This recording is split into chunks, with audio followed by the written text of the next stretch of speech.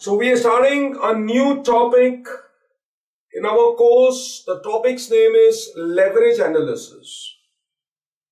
It's one of a very important topic from practical viewpoint as well.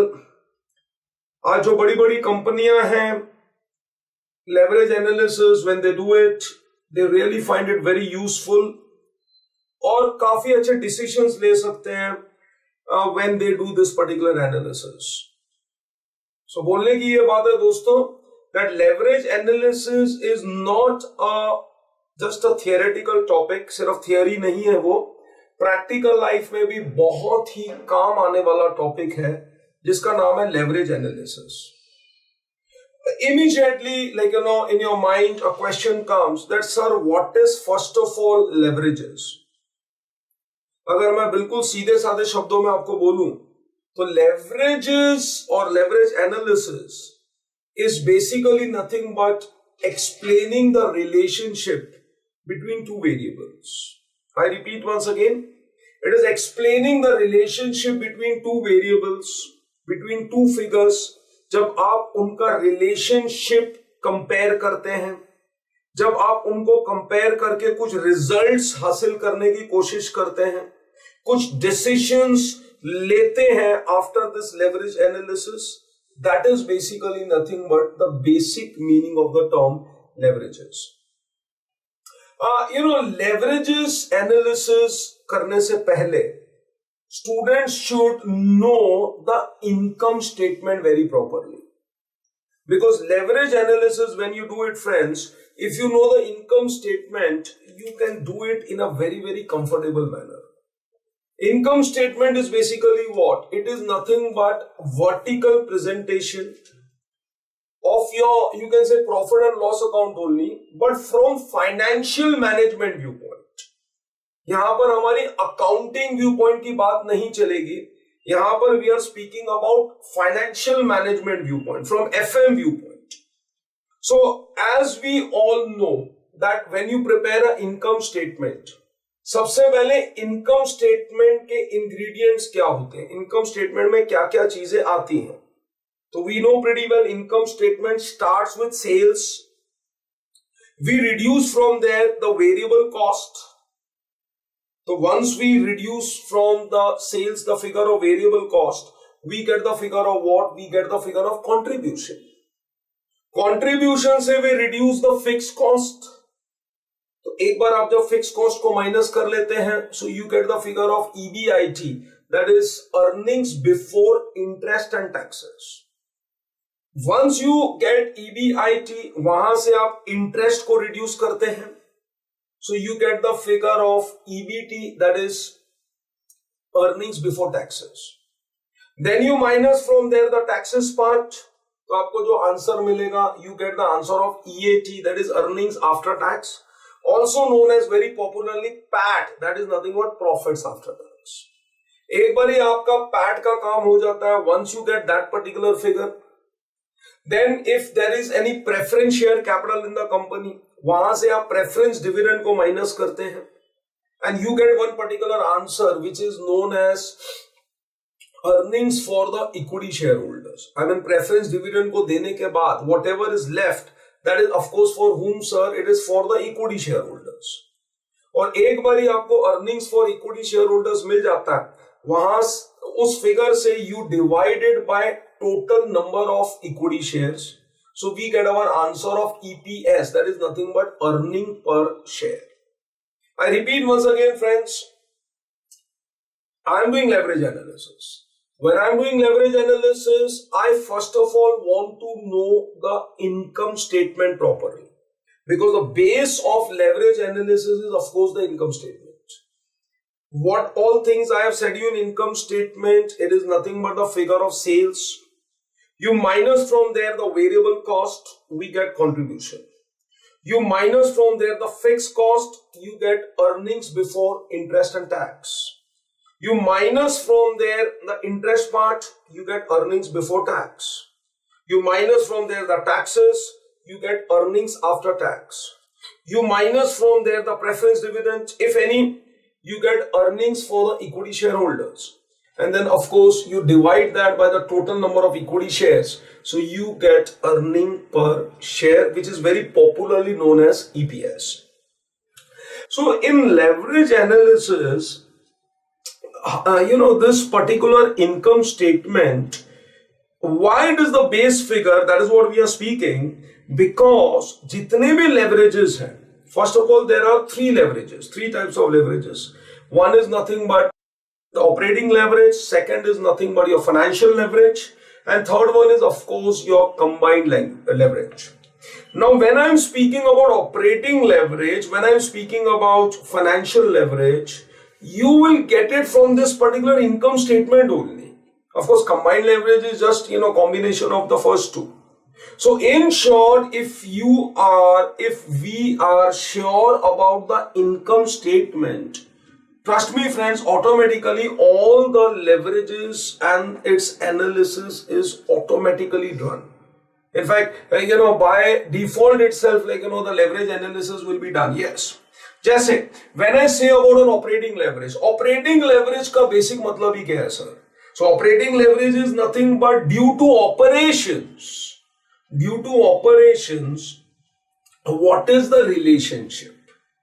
And if that particular relationship, between the contribution and the EBIT, I repeat once again, the relationship between what I said between the contribution and the EBIT.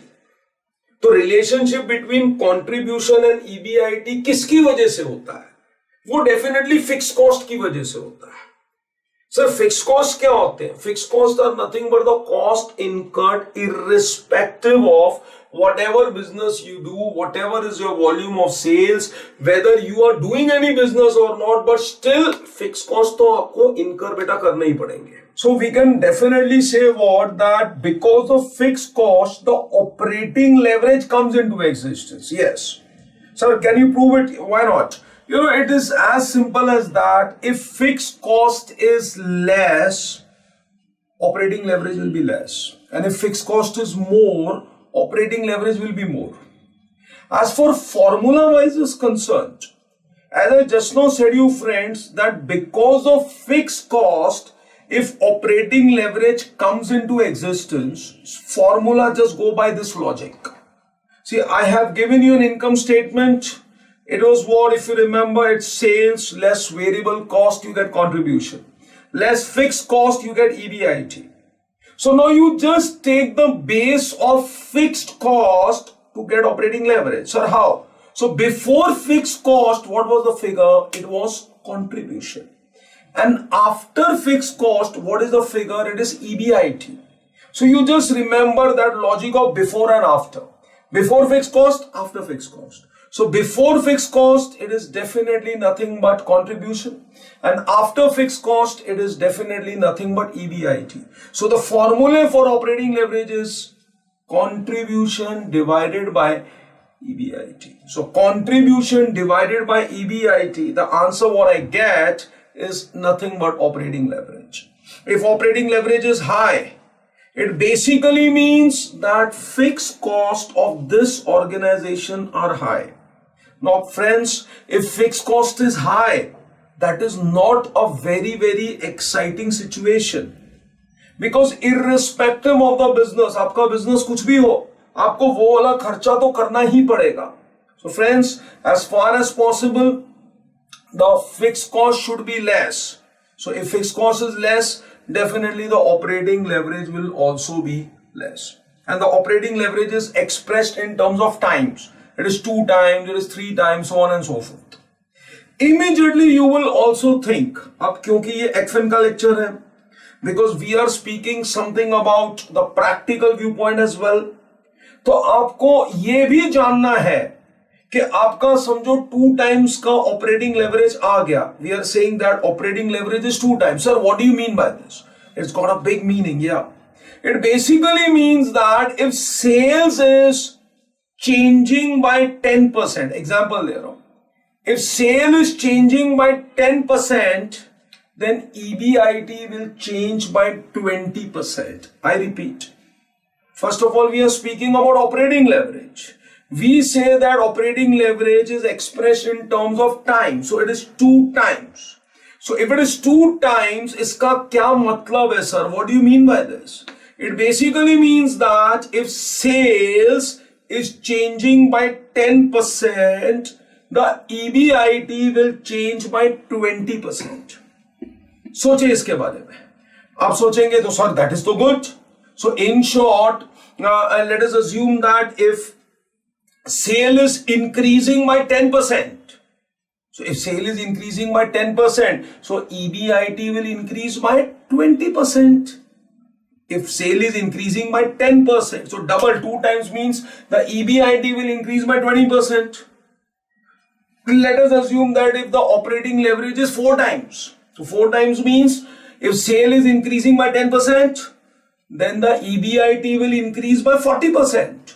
If it is say 8 times, if sale is increasing by 10%, then EBIT will increase by 80%, 8 times.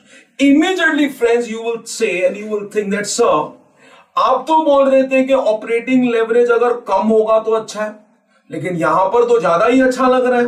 Because if sale is increasing only by 10%, मतलब आप कुछ effort करो, कुछ करो, आपका cell 10% अगर बढ़ गया तो आपका EBIT तो 2 टाइम्स बढ़ जाएगा या 4 टाइम्स बढ़ जाएगा या 8 टाइम्स बढ़ जाएगा, depending upon what is the leverage. तो सर इसमें तो क्या गलत है? ये तो अच्छी बात है. बेटा अच्छी बात नहीं है. Why? Because if sale will decrease by 10%, then EBIT will also decrease by 20%. If it is 2 times. If it is 4 times, if sale is decreasing by 10%, EBIT will decrease by 40%. And if it is 8 times, if sale is decreasing by 10%, then EBIT will decrease by 80%. It means that business is almost getting close because of a very, very high operating leverage. And whenever you're doing business, friends, whenever you are trying to take some decisions, you should always have a conservative approach. जब आप forecasting भी करते हैं, जब आप कुछ सोचते हैं फ्यूचर के लिए, you should never be 100% optimistic that sale will increase. अरे अगर सेल कम हो गया तो? And seeing the market conditions, seeing the competition, seeing so many of players in the market, definitely, friends, assumption should be always conservative. So that is why if sale is decreasing only by 10% and if operating leverage is high, then EBIT will go drastically down. And if EBIT will go drastically down, your full game will change. So that's why the operating leverage, as far as possible, should always be less. Then I speak about financial leverage. Financial leverage is definitely due to the interest part. Yeah. I mean, if the company, if the organization has done some borrowings, loans liye hue. So when you have taken loans, when you have done borrowings, you have to pay interest. So in short, a company, a organization which has got borrowings, that is basically a levered form. Sir, what do you mean by levered form? In short, there is a financial leverage into existence. If you have not taken loans, then there is no financial leverage. So I mean, why there is no financial leverage? Because there is no component of interest. So trust me, friends, if you are in a lower level of life, I mean, you just started your business, you don't have much to prove your past credentials, then never go for loans.